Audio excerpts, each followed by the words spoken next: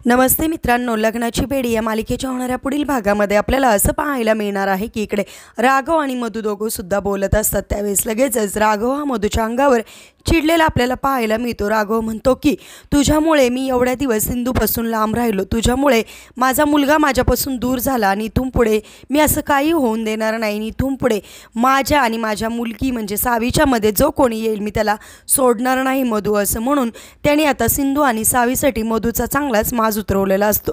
तर इकडे सिंधू ही चाललेली असते, राघव तिच्या जवळ येतो आणि राघव तिला म्हणतो इथून पुढे तू सावीला घेऊन फक्त पुण्यामध्येच राहायचं, अजिबात कुठे जायचं नाही। त्यावेळी सिंधू म्हणते ठीक आहे, मी इथेच राहील। त्यानंतर राघव असंही बोलतो की इथून पुढे मी माझ्या मुलीला कधीही भेटायला येणार, तू मला तिला भेटण्यापासून अडवायचं नाही। त्यावेळी सिंधू म्हणते नाही, कधीच नाही अडवणार। त्यावेळेस राघव म्हणतो तू मला तसं वचन दे। त्यावेळी सिंधू सुद्धा राघवला सावीला भेटण्यापासून मी तुम्हाला कधी अडवणार नाही असं वचन देते।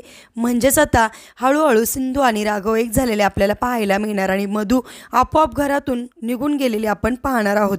असेच मालिकेच्या पुढील अपडेटसाठी तुम्ही आपल्या रंजक मराठी चॅनेलला नक्की सबस्क्राईब करा।